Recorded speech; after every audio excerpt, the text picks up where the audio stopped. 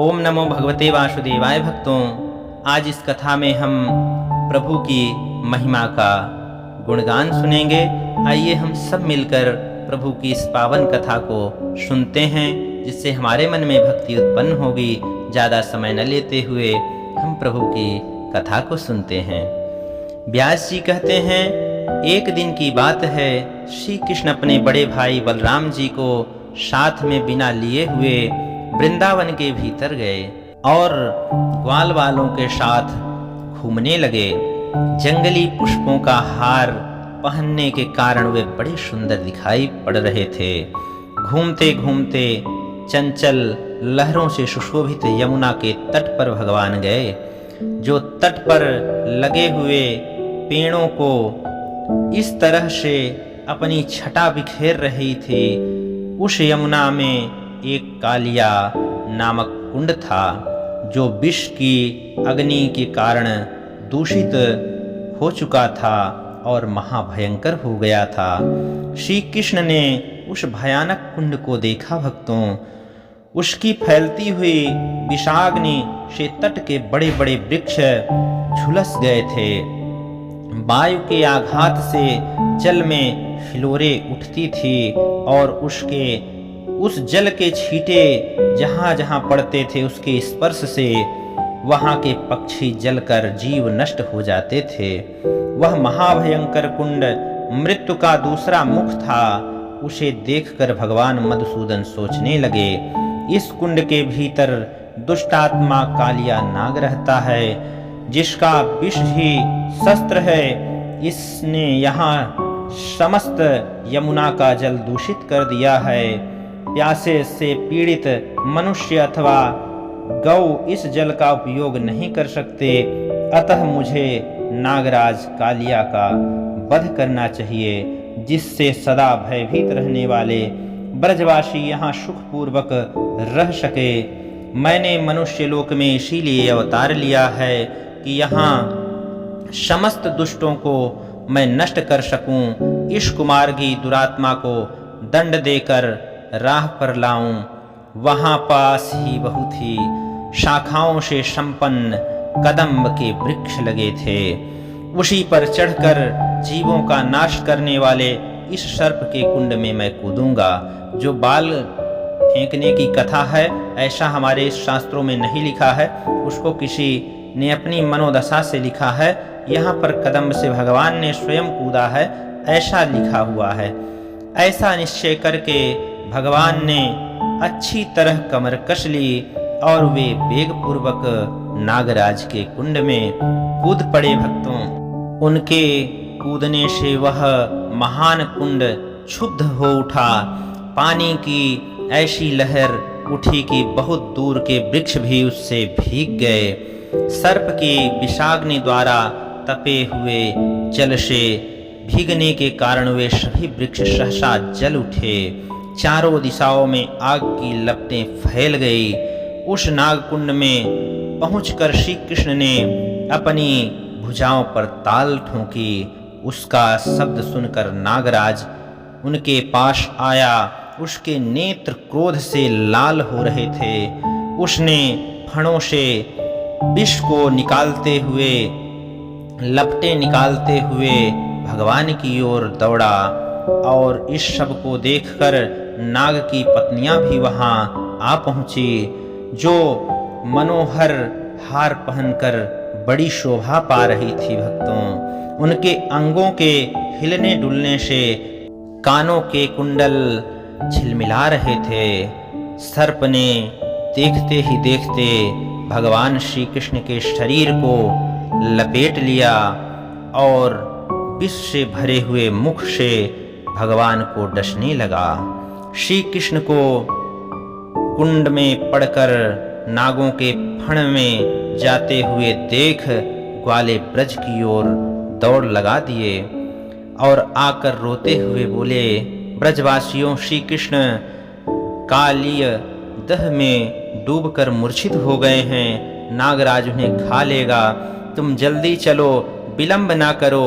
यह बात सुनकर मानो गोपों पर वज्र का पहाड़ टूट गया। भक्तों, समस्त गोप यशोदा आदि गोपियों के साथ तुरंत कालिया दह पर दौड़ी हुई आ पहुंची। भक्तों, हाय हाय प्यारे कृष्ण, तुम क्यों इसमें कूद गए?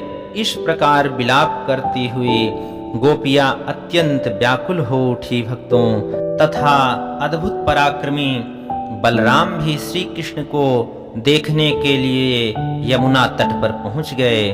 पुत्र का मोह देखकर नंदगोप और माता यशोदा दोनों बिल्कुल जड़ की तरह अचेतना में चले गए।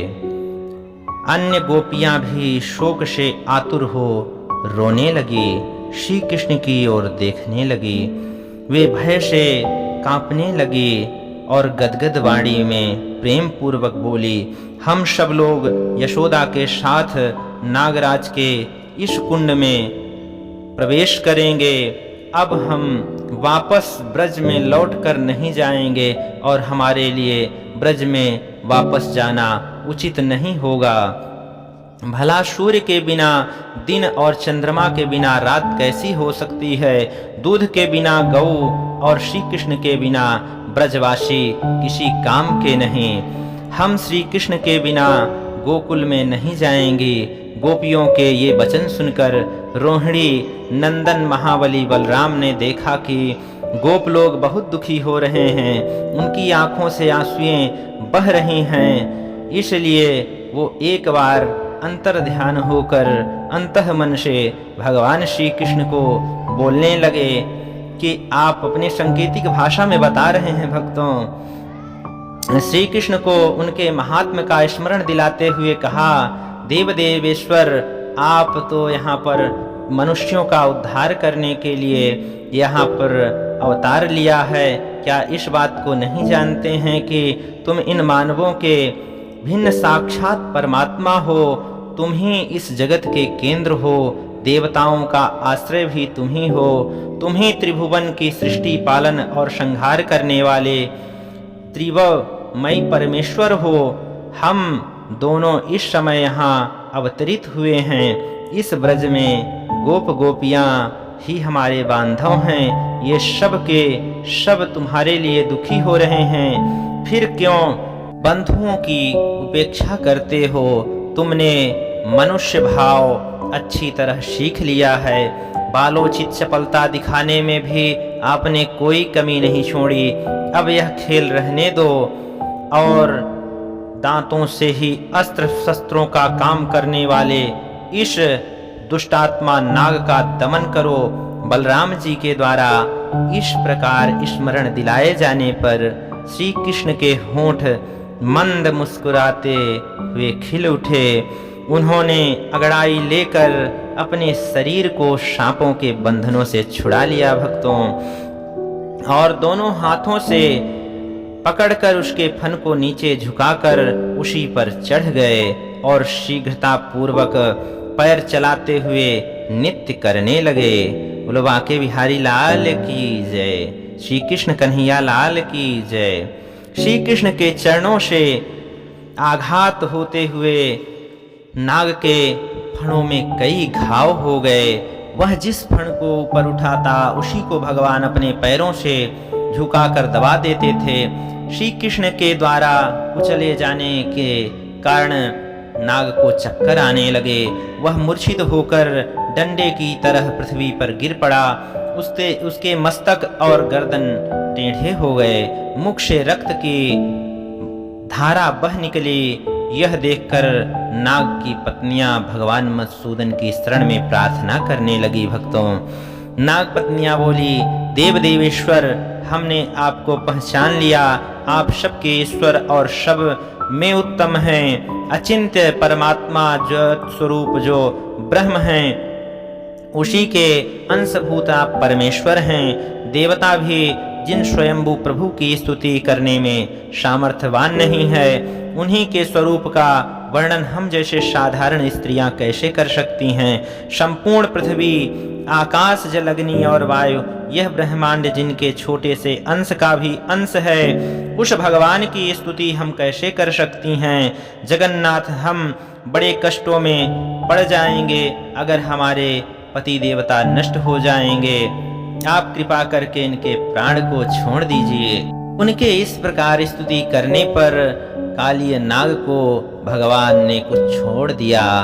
यद्यपि उसका शरीर अत्यंत शिथिल हो गया था, वह धीरे धीरे बोला, देव देव मुझ पर प्रसन्न हो। नाथ, आप में अगणित शक्ति है, आपके ऐश्वर्य को मैं नहीं पहचान सका। आपने मुझे जैसा बनाया है उसी के अनुसार मैंने यहाँ पर आचरण किया है। हे प्रभु, यदि इन सब के विपरीत कोई चेष्टा करूं तो मुझे दंड देना उचित होगा, क्योंकि आपका ऐसा ही आदेश है कि आप मेरे को बनाए थे और आपने ही मेरे में ये विष दिया था, इसलिए मैं उसी के स्वभाववश कर रहा था। तथापि आप जगत के स्वामी हैं, आपने मुझको जो दंड दिया है उसे मैं सहर्ष स्वीकार करता हूँ, क्योंकि आपसे मिला हुआ दंड भी वरदान है। अब मेरे लिए दूसरे वर की कोई आवश्यकता नहीं है।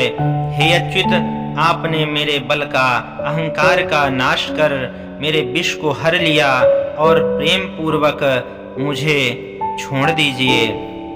अब एक जीवन रह गया है जो आपकी भक्ति में करना चाहता हूँ और आपकी सेवा करना चाहता हूँ भक्तों। इस तरह से नाग विनती करने लगा। श्री भगवान बोले, सर्प, अब तुम्हें यहाँ यमुना के जल में कदापि नहीं रहना चाहिए। अपने परिवार बंधनों के साथ समुद्र के जल में चले जाओ। वहाँ जाकर तुम आराम से रहो। तुम्हारे मस्तक में मेरे चरण के चिन्ह देखकर तुम्हारे शत्रु गरुण तुम पर प्रहार नहीं करेंगे।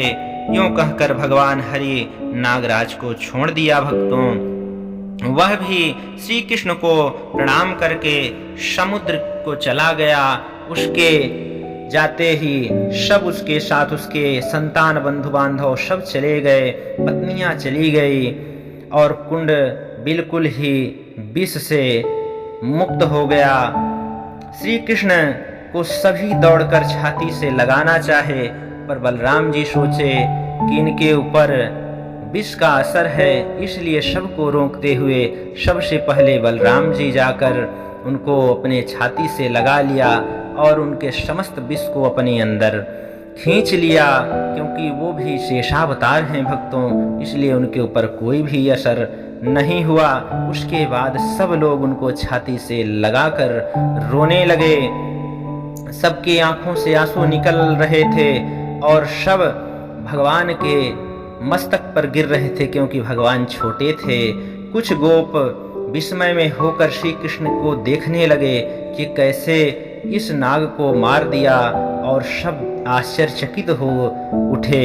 यमुना नदी का जल पूरी तरह से शुद्ध हो गया। यह देख समस्त गोप लोगों को बड़ी प्रसन्नता हुई। गोपियां श्री कृष्ण की मनोहर लीलाओं का गान करने लगी और ग्वाल बाल उनके गुणों की प्रशंसा करने लगे।